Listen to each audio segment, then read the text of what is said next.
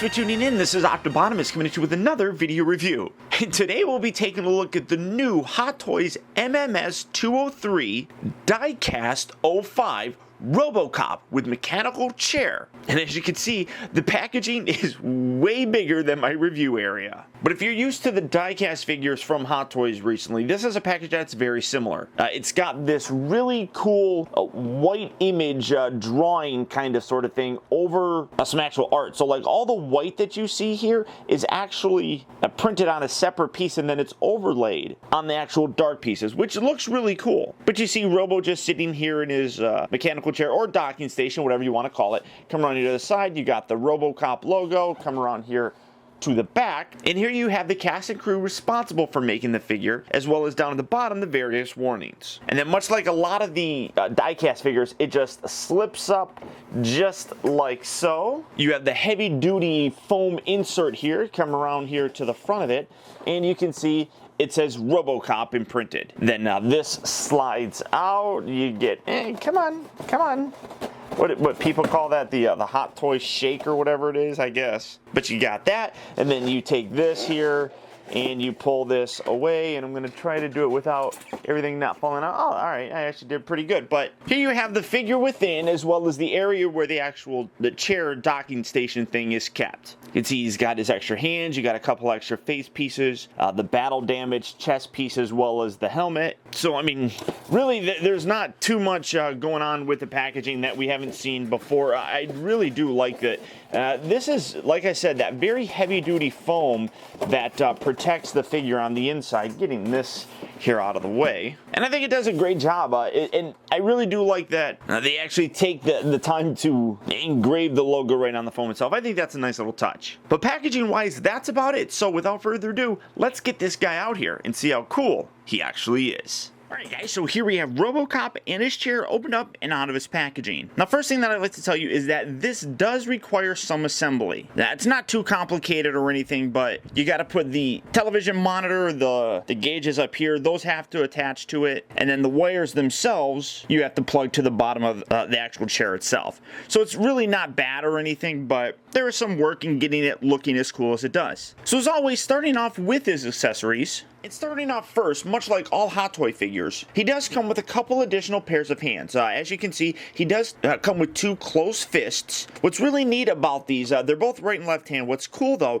is that they're made out of this rubberized material. You can really feel it. And even when you look at the section here where it actually connects, you can see that it's a kind of chunky looking rubber bit, which is terrific. I really do like that. Not only does it give a more realistic feel, but it nicely captures how the actual suit was, which really is wonderful. Now, he also does come with a right hand with his data spike. As you can see, it is molded out of the same material as the rest of his close fist hands, but this one obviously has the data spike coming out. You have his bent hand with the rod coming right out of it. It is made out of plastic. It's not die cast or anything, and it is pretty sharp, so I can understand why they decided not to make this die cast, because that could be fairly dangerous. Additionally, he does come with two pairs of very articulated hands, which I'll touch on when I go through the articulation. He also does come with two of his guns. Now, they are basically the same, but different still. As you can see, size-wise, they are basically the same in terms of the length, but the handle actually gets a little bit longer on this one. Now, this is made out of plastic, and as you can see, it actually has some nice silver paint details on here where some of the mechanical bits are, or some of the rivets in the handle. Like I said, this is made out of plastic. This one is made out of die cast. The die cast one is more designed specifically just to store in his leg, whereas the plastic one is designed to actually pose. The reason that is honestly, I feel because the plastic one is a little bit easier for him to hold in his hand. The die cast one, there's some weight to it, so it would probably make it a little bit more difficult to actually pose in his hand. Considering they don't give you an actual hand that is molded in a gun holding pose, you do have to articulate those fingers. And because of the weight of this, I think that it kind of throws things off. So they give you this extra plastic one, which they say to use for posing. Now, they also say that this is not designed to store in his leg. Now, like I said, the die-cast one is designed for that, but you can still put this one in there. It still closes perfectly fine. But you do have those two pieces right there. Now, this version of Robocop also comes with a couple additional additional battle damage pieces. As you can see, you have a heavily battle damaged chest piece. Zooming in to take a look at that, you can see some wonderful scarring on here, some great scorch marks as well as bullet holes throughout there. Absolutely gorgeous piece. It is a little bit off-putting because when you have this on here, the rest of his body, well, except for his helmet, is perfectly clean. So it kind of throws things off. We are going to be getting a fully battle damaged version of Robocop, which features a helmetless head with a full likeness to Peter Weller, which looks terrific. You also are going to be getting a actual Alex Murphy figure in the future, but if the battle damage for this isn't sufficient for you, that one definitely will have it all covered. But real great detail on here, and you can see that it does have this very reflective, I don't even know how to describe it. From one angle you can see that it's nice and silver, and then you rotate it around and it gets purple in some aspects. That's just great paint, and again, very accurate to how it looked in the film. You also do get a battle damaged helmet. As you can see, this is nice and scarred with some bullet holes on here. One thing that you will notice, and on the inside, this is not on the actual clean version, you have this little flesh colored piece right here that you can, and it's going to be very hard to see because this flashlight is not very good, but on the inside, he actually has an eye molded in there that nicely is replicated by that piece. I mean, you can see a little bit of a glint in there. It's really very hard to see, but it is there. And again, wonderfully recreates that scene where Robocop is being attacked by the Ed 209. This whole damage happens and it cracks his visor and you actually see his eye. And it's as if some of that humanity that Robocop has is finally starting to come through. And again, wonderful paint job on here. You got the nice OCP Police 001 printed on there. And it also has that effect where in some angles it looks purple, some angles it's silver. It just overall looks amazing. Now, he also does come with a total of 4 different facial expressions. You got one that's just neutral, that's on him right now, and then you got 3 new ones. And I absolutely love how the storage piece for it is designed to kind of almost look like that new Robocop with the black suit. I think that's hilarious. But again, wonderful likeness to Peter Weller. You got a more puckered up look, a slightly neutral but with his mouth slightly open, and then a much more grimace kind of look, which works perfectly when you're using it with the battle damage head, because this is almost the exact same face that he was making when he was being attacked by Ed 209 and he was kind of forcing the Ed 209's arm away from him. And these swap in and out with the actual head sculpt itself, and I'll show that here in a little bit. But now we come to the biggest accessory, that being his mechanical chair. And this is really a very impressive piece. A lot of the detail on here is really outstanding. You can see a lot of scrapes and everything in terms of the paint detail. You got some really nice molded in buttons there. Come around here to the back, you can see all the wires. You got the monitors coming down here attaching to the chair. You got the cables here that attach to the light sections here on the side, which I'll show that lighting up. His headpiece with the various wires. You got this large heavy duty cable coming down from the headpiece coming underneath the chair as well. You got the television monitor all nicely wired and plugged in. Coming around to the actual front, one thing, like I said, there is some assembly that's partially required with it. The television monitor as well as this have to all be attached to it, and then the wires for each have to be plugged in, but that's really not too difficult. One thing that I don't particularly like on here is zooming in to look at the monitor. It's as if, unfortunately, this is not very screen accurate. If it was going to be screen accurate, the image of the monitor should not be there. It's as if the camera is set back further than it should be, or Hot Toys just took a picture of, well, the scene while he was sitting there, which had the camera on there. But if you look very closely on the monitor on the actual thing, I don't know how well that's going to come across. You can actually kind of see it.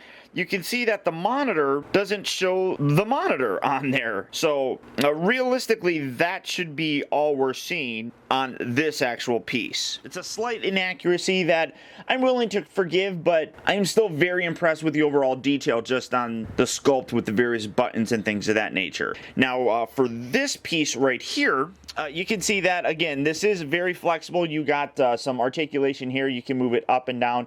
it rotates, it can pivot side to side, it can rotate up here. This can also do the same. Now, it does come with a couple additional stickers. You got 4 of them that have the little wave pattern that will go here and here. I'm probably not going to put those on just because I prefer to keep those stickers unused, I guess. But swiveling that around, also for its articulation, you can see that these pieces here move forward or back, allowing you to position Robocop's arm a little bit nicer. You also have this section right here, which is on a heavy ratchet joint, and honestly, the instructions don't even bother showing you how to adjust that. So I was very nervous when I was doing it and moving it around. So you do have that so that you can get that at a proper height to have Robocop's feet resting on there. One other thing that I'd like to mention is that this entire bottom section is all metal. I mean, here's the magnet thing that allows you to take some of the pieces off, and you can see that this is all got some metal in there. So I don't know if that's what they count for some of the die cast, but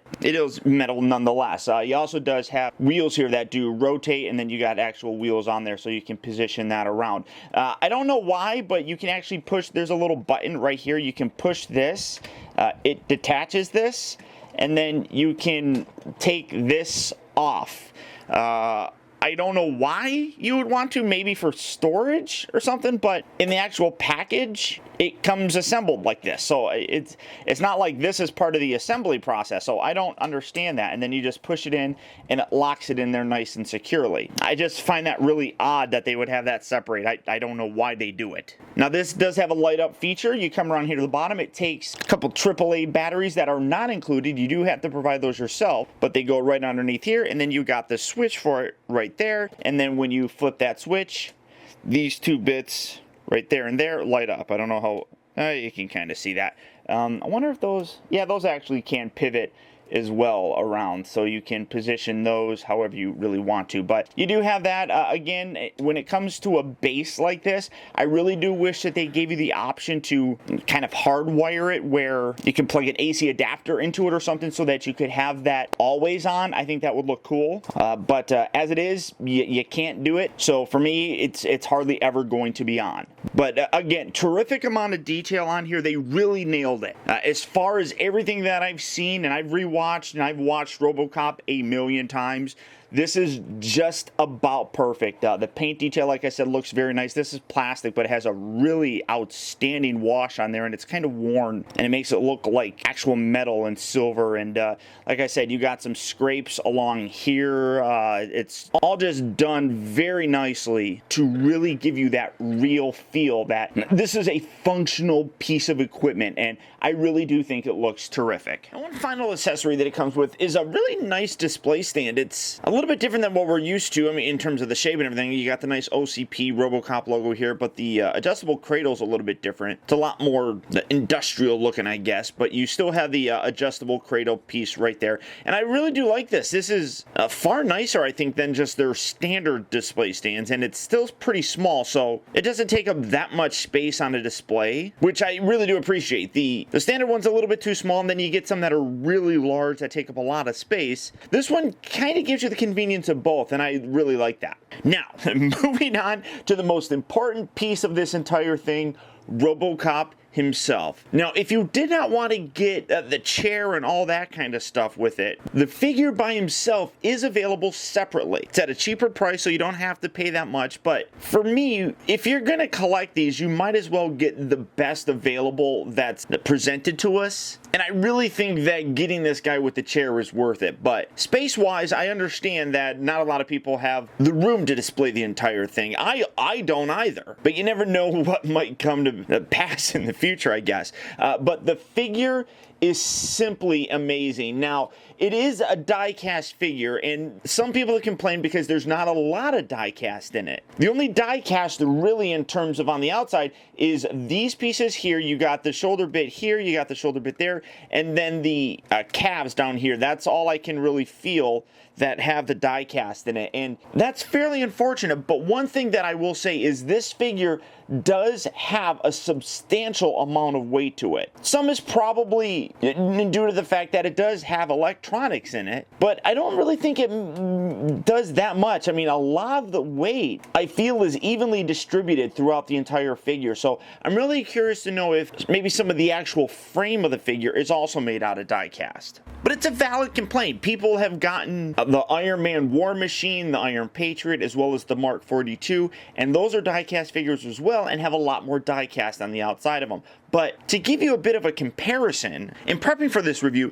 I decided to weigh all the die-cast figures that I currently have. The War Machine figure weighs in at 1 pound 15 ounces. Now, I don't have the Iron Patriot, but I would imagine that that weighs basically the same because they're identical figures. And the Mark 42 weighed in at 1 pound 13 ounces. Robocop here is the lightest, but fairly impressively, he weighed in at 1.12 ounces. So 1 pound and 12 ounces. I mean, it's really fairly impressive. He does still have that weight and feel that a die-cast figure comes with. So I'm actually really very happy with it. And honestly, like I said, I know that he does have the electronics in there, but I don't think that that adds too much more. Maybe an ounce or two. I really don't think it's that much. But zooming in to take a look at the figure, and again, Hot Toys has absolutely nailed this likeness. Finally, we have an absolute gorgeous representation of Peter Weller in the suit. And they have absolutely nailed this actual sculpt to create it. You come around here to the back, you can see a lot of the same nice detail on there. As I said, these pieces are die cast. Well, one thing that, I don't know how well that's coming across, but you can kind of see that there's a little bit more purple in here than the rest of it. And that kind of throws it off for me. It's honestly not coming across that much on camera, but in person, it's a lot more purple and kind of looks weird. Now, when I come to the other one, again, in person, I don't notice it quite as much. And honestly, on camera, you're not seeing a lot of it. Well, you can kind of see it there. Like, for example, this, you can see much more of that purple hue than you can on that side.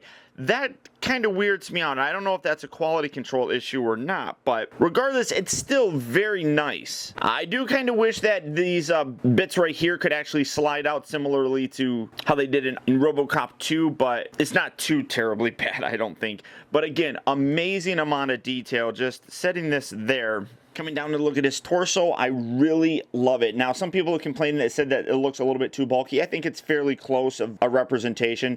He does have rubber on the inside here, and that is one thing that over time I'm curious to see how that would actually hold up. You come around here to the back and you can see again that elbow joint is covered by rubber. So for me, honestly, I'm not going to be posing him with his arms bent too terribly much. If you did have him in the chair, you probably would have him bent a little bit more, so that may be something to pay attention to over time. Then you come down here to the actual legs, and again, you got the OCP Police 001. Great amount of detail there on his leg. He does have an opening holster here, which all you need to do for that is you actually have to bring his leg out. For the articulation, you can see that he's got this extra joint right here.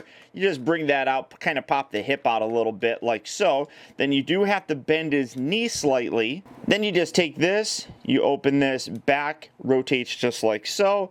This section right here slides forward like that, and then this extends out just like that. And now you have his actual holster section fully deployed. Again, you just push that. Well, this kind of slides in a little bit too easily. I think it kind of is unfortunate, but then you just bring that. Now you have to actually bring this back. I'm sorry, you have to bend his knee because as you can see where the knee is, it kind of covers this, the bottom section of the flap. So you do have to bend that knee in order to, and it sometimes gets a little bit stuck, but you have to bring that lower section of the leg back so that you can get enough clearance for that. Now, but once you have it open, you can take that and you can put it like that if you really want to. So again, pushing that back, bringing that, and then this, you have to bring that leg out because as you can see, you need it to clear his butt. So I know that's weird, but if you keep it in like so, it's going to rub on there. It's not bad. I mean, you can kind of force it past his butt, but I don't necessarily like forcing things in the direction that they're going, so just be a little bit careful when you're doing it. But again, amazing amount of detail. Like I said, down here, this is all die cast. And then, honestly, I think maybe his feet are a little...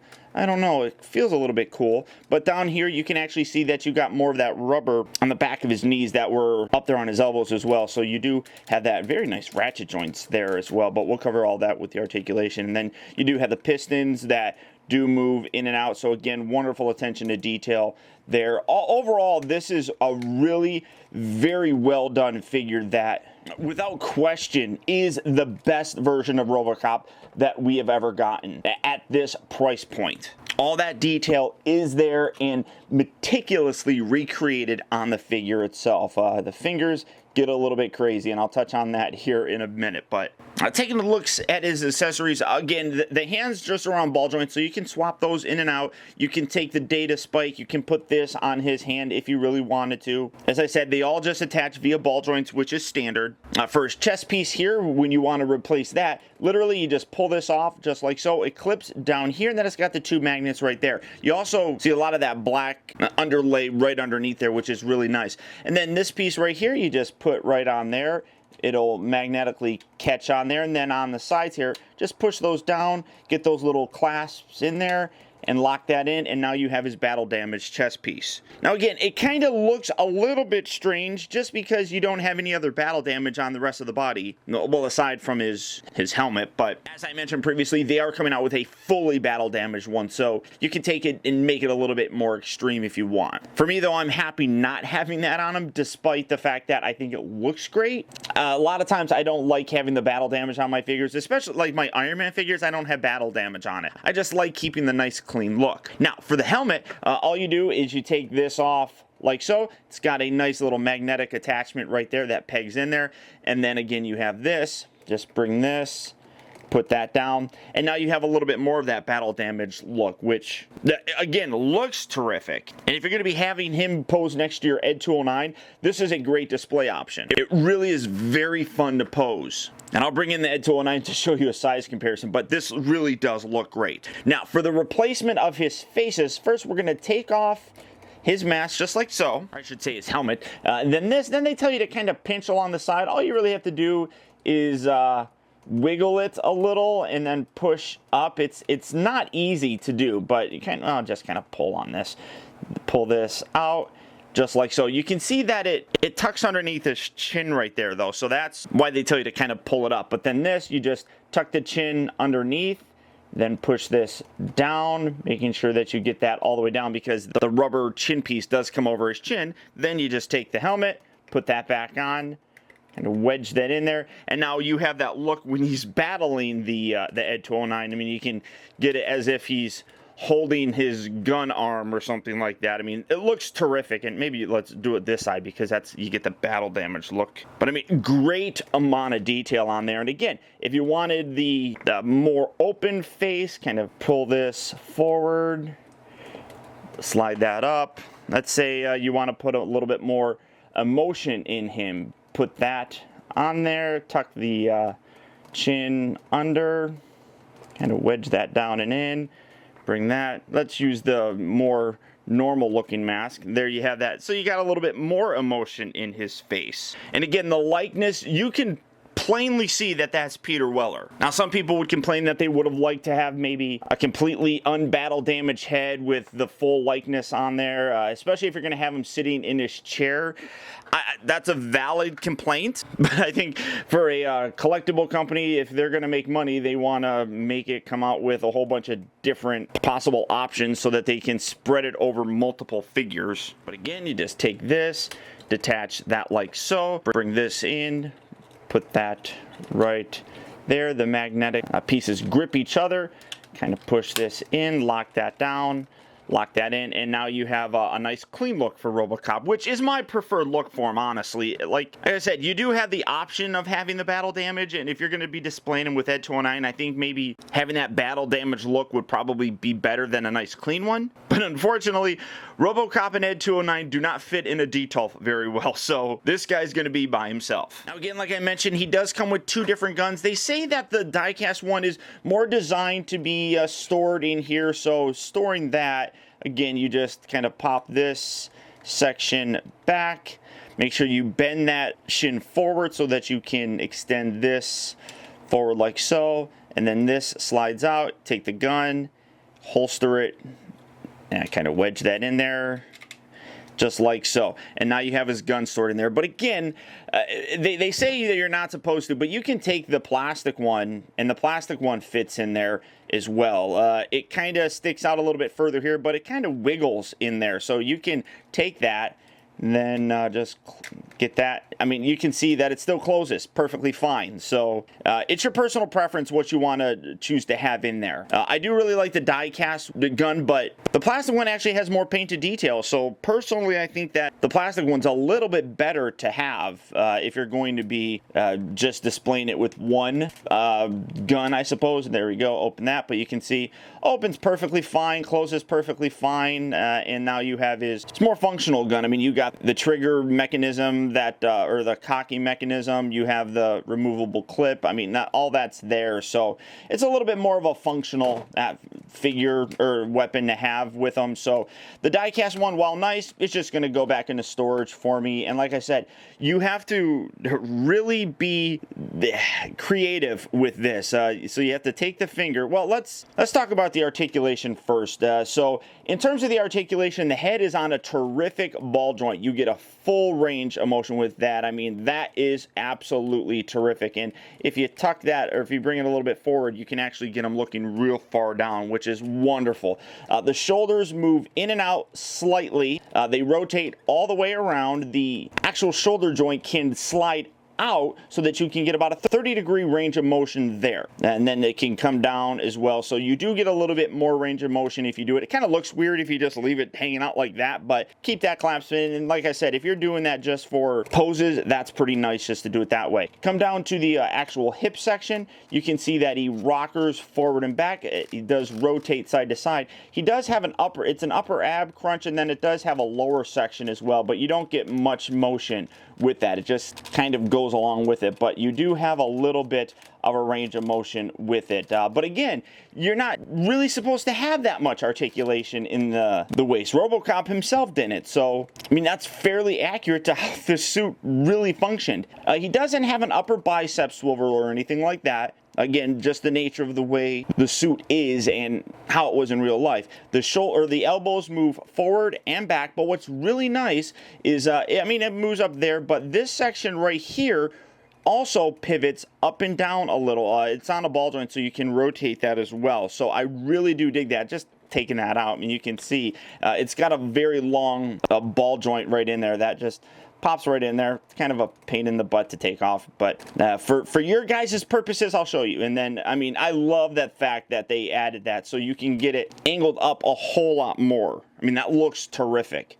Now, the hands, these are all new, and I absolutely love them. You got the standard ball joint here at the actual wrist, but every one of the fingers is individually articulated. Now, we've gotten that before with the Iron Man figures, but the actual base knuckle, these knuckles have always been in one direction, but now you can actually rotate these. So let me see if I can zoom in here. It's really very cool. I mean, all the fingers are individually articulated at every one of the knuckles, but you have a ball joint here now at this main knuckle, and you can see it can completely rotate. You can get him bringing the finger all the way back. I mean, it's really very nice that they chose to do that, and it really helps when you're trying to get him to hold his gun. So when you come around here, like I said, the die-cast one, because of all the individually articulated fingers, makes it a little bit more difficult to actually pose. So getting this up here, getting everything in focus, or as much as I can, you can see that you really do have to get creative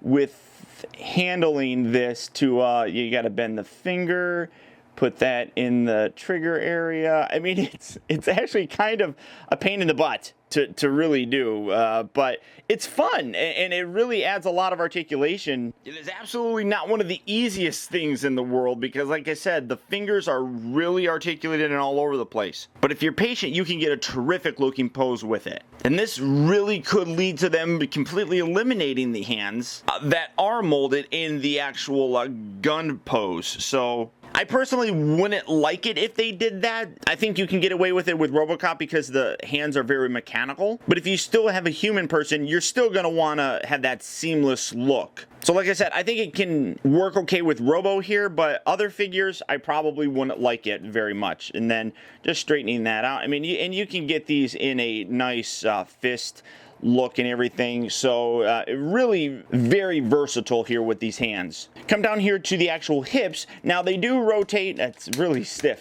They rotate kind of on this angle, which I was really worried about when it came to actually posing in the chair, because then you can bend that and then it's like, oh, that's gonna look, he's gonna look weird sitting in the chair like that. I'm like, that's gonna look strange.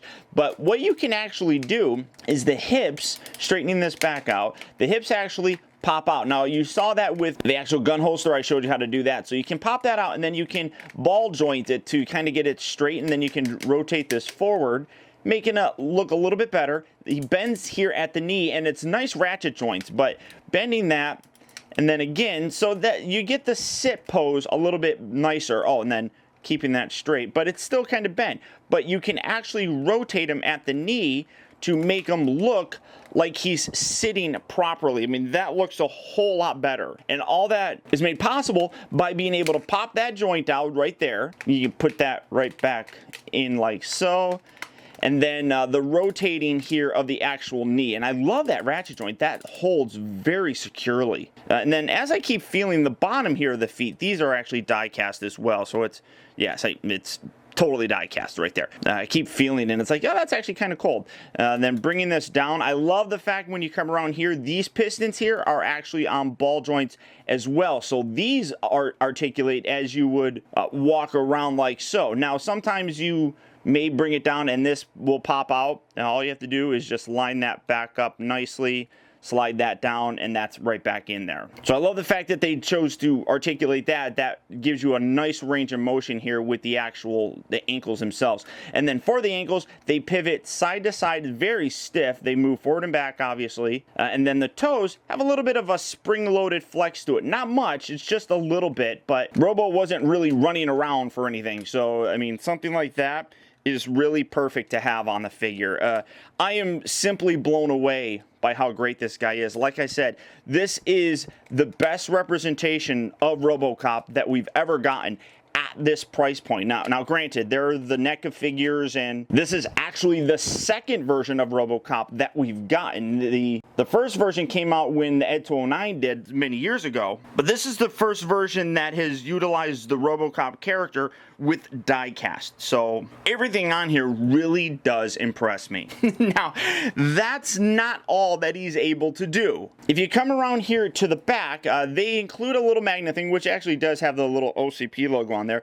Take this, put that there, remove this, flip the switch. Actually, I think it was already on. Oh. Protect the innocent. Uphold the law.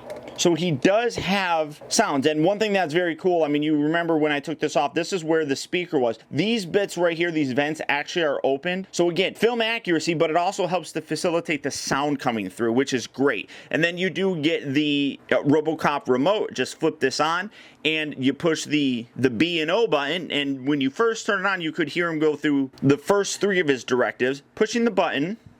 Stay out of trouble. Drop the gun. You are under arrest. Dead or alive, you're coming with me.